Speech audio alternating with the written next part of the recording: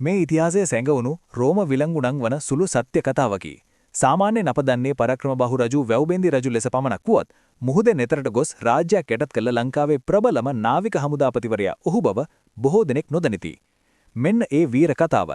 පරාක්‍රමබාහුගේ මහා සාගර සංග්‍රාමය. බුරුමය දනගැසූ අයුරු. 12 වන සියවසේදී ශ්‍රී ලංකාව සහ බුරුමය එකල අරිමද්දනපුරේ අතර තිබුණේ ඉතා සමීප මිත්‍රත්වයකි. නම බුරුමේ රජකමටපත් වූ නරතු රජු මෙම මිත්‍රත්වය පාවා දුන්නේය. යුද්ධයට මුරු වූ හේතු තුන. මේ හුදු ආවේගශීලී තීරණයක් නොවේ ජාතික අභිමානය වෙනුවෙන් ගත් තීරණයකි. ඇතුන්ගේ වෙළඳාම නතර කිරීම. එකල ලංකාවට ඇතුන් ලබා දුන් බුරුමය හිටිහැටියම මිල අසාධාරණ ලෙස ඉහළ දමා ඇතුන් නෙවීම නතර කළේය. ලංකා දූතයින්ට කළ අපහාස.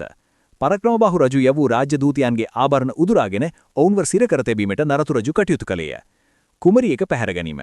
වඩාත්ම බරපතල සිදුවීම වූයේ ලංකාවෙන් කාම්බෝජයට යමින් සිටි රාජකීය කුමරියක සහ ඇගේ පරිවාරජනයා බුරුම රජු විසින් බලහත්කාරයෙන් පැහැර ගැනීමයි. මහා සන්නද්ධ මෙහෙයුම. මේ පුවත ඇසූ පරාක්‍රමබාහු රජු කෝපයෙන් ගිගුම් දුන්නේය. ඔහු වහාම ක්‍රියාත්මක වීය. නාවික හමුදාවක් නිර්මාණය කිරීම. මාස 5ක් වනේ කෙටි කාලයකදී ලංකාවේ නැගෙනහිර වෙරළේ පළුටුගිරිය ප්‍රදේශයේ 100 ගණන විශාල නැව්තනන ලැබී. අවි ආයුධ සහ සේනාව. වසරකට සෑහෙන ආහාර, බෙහෙත් සහ අතිනවීන ආයුධ වලින් මේ නැව් සන්නද්ධ විය. විස්මිත නායකත්වය.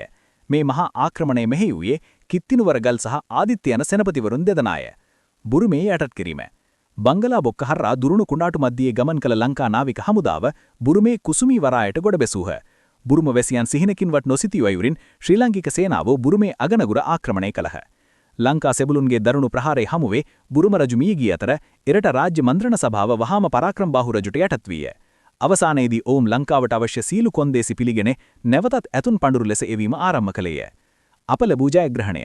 මෙය ඉතිහාසයේ සුවිශේෂී වන්නේ ඉන්දියානු සාගරයේ තරණ කර වෙනත් රටක් යටත් කර ගැනීමට තරම් ශක්තිමත් නාවික බලයක් සහ ආර්ථික ශක්තියක් එදා හෙළයන් සතු බව ලෝකයටම ඔප්පු කළ නිසායි.